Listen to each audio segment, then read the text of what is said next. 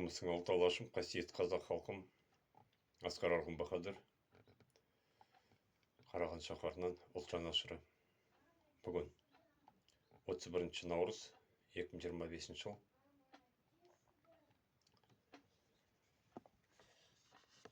Тақырып: кеңес үкіметі кезінде көркем фильм болған. Орысшасы «Тасс уполномочен сообщить» деген. Тасс дегенді мен Тасмағамбетовке айтқан, былайша айтқанда үндеуімді соған бағыттап отырмын. Тасс уполномочен, қазақ халқына аударып берейін, көбісі орысша түсінбейтін шығар, өйткені орысша өскен. Уполномочен деген оны міндеттеу. Тасмағамбетов қазір ғана үнін шығарды. Не үшін? Өйткені оны 29-ында мен эфирге шықтым.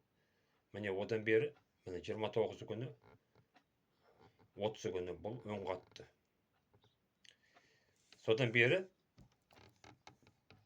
21 күн өтіп кетті.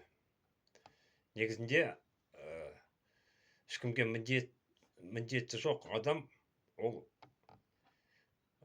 тез жауап береді. Мен өзім 7 күні бұл осындай үн қатты, ана Кремльдің дәрісханасынан ба бір жерінен мен айттым ғой алдында, Путиннің нұсқауымен. Мен жылдам 9 күн жауап бердім бұған.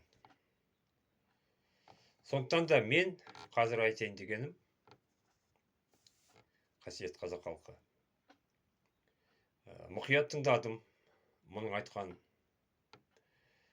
Ешқандай бұда пәтуа жоқ айтқан сөзінде. Сол қылмысты жылмысқа әрекет шындығын тапты деген сөз, былайша айтқанда. Өйткені айтқан сөзінде ешқандай ақиқат жоқ. Сол бұрынғы өтірік, сол жалған барлығы да. Айтқан сөзінің барлығы бізге еш, былайша айтқанда, қарама-қарсы пікір талас жоқ. Өйткені мен өздеріңізге белгілі ұлт жанашырымын. Мен осы адамның адам деуге келсе, осы барлық іс-қимылдарын айтып бердім. 7 минут 8 секунд болды ғой деймін, 48 секунд осы менің алдымдағы бейнем. Ал бұл анан айтты, мынан айтты, сол қазақтың мынау бір ұлы адамдарының сөзімен айтты. Бірақ ешқандай ол жерде пәтуа жоқ. Өйткені бұл өз айтқандай, осы 10 жылдары, 11 жылдары мен анау Назарбаевтың өнімімін деді. Тасмағамбетов, Иманғали, сен сөйтіп айттың ғой. Мен Назарбаевтың мынау ішкі өнімімін дедің ғой. Ішкі өнім деген ол, білесің ғой, сен саяси тұлғасың. Ішкі өнімі деген ол іштен шыққан мынау боқ сияқты. Боқ деп айтуға да болады. Ішкі өнім. Қазірде сен сол неде тұрсың? 2014-15 жылы, мынау 18 жылы Трамп билікте болғанда, Назарбаевтың былығы ашылғанда, осы Америкада 11, ұмытпасам, 11 миллиард доллар, 22 миллиард, міне, кешірім ғафу етерсіздер. 22 миллиард доллар әшкере болғанда, сен Тасмағамбетов айтқансың. Бұл қазаққа тығып қойған ақшасы деп, Назарбаевтың, ұятсыз. Сол 22 миллиард долларды ана Назарбаевың барды да, анау Трампқа менде 9 внуков, у тебя 11 внуков деп сүмірей барды да, сол ақшаны алып алды. Трамп өйткені бұл да бір алаяқтың бірі, қазір Путинді қолдап отқан. Сондықтан да сен, Иманғали, ондай әңгімеңді айтпай қой. Біз бәрін тамаша біліп отырмыз. Сол ақшаны ақырында сен айттың ғой, қазақ халқына мынау басына, ел басына күн туғанда сол ақшаны тығып қойған екен деп. Сол 22 миллиард доллар қайда онда? Айтшы маған, Иманғали. Иванғали, мен сені Иванғали деп айтайын. Өйткені сенің анық орысқа Назарбаев екеуің, Тоқаев үшеуің сатылғаның. Сол ақшаны қайда, айтшы маған. 22 миллиард доллар, мені қазақтың көкөз сөкесін көгертеміз десеңдер, сол ақша қайда? Гүлденгені қайда? Назарбаев айтты ғой, 20-шы жылы сендер көресіңдер. Қазақ елі гүлденіп кетеді. Арты не болды? Атып қырып атсыңдар, жойып атсыңдар. Міне коронавируспен қаншамасын қырып тастадыңдар. 100 мыңдап. Мен сол кезде айтқам, міне 18 жылы, 19 жылы мына коронавирус бізге наконец-то келеді дегенде, міне Тоқаев 18 мартта.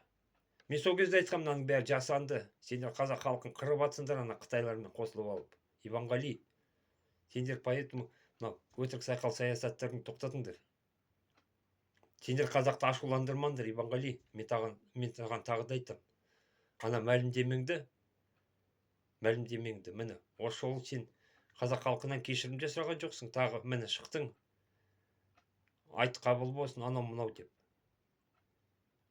Сен қазақ халқынан зерлеп тұрып кешірім сұрайтын боласың. Барлығыңда міне істеген иттіктерің үшін, осындай оңбағандықтарың үшін міне. Қазақтың мынау адайлар, шеркеші болсын, кім болсын, мен бөлмеймін. Бірақ көбінесе үміт артқан саған батыстың қазақтары болатын. Өйткені сен сол жақтан шықтың. Бірақ сен сенімін ақтамадың міне. Тістегеннің аузында, ұстағанның қолында кетіп жатыр ел. Сондықтан да, Иванғали, сен, мен тағы да айтам саған. Анау орысыңның сойылын соғуды, орысыңның мынау саясатын жүргізуді тоқтатыңдар. Мынаның арты жақсы болмайды, Иванғали. Міне, мен саған тағы да айтам, міне. Анау жылы сөз сөйлеп, жылан ініне шығады деген ол жай әңгіме. Қазір қалақ былай тойды, міне. Ондай әңгімелеріңе, міне, 30 жылда. Қазақ қайыршы болып кетті. Қазақ қаңғырып жүр, міне. Бірі қазақтың үйі жоқ, күйі жоқ, міне. 8 миллион қазақтың баспанасы жоқ, Иванғали.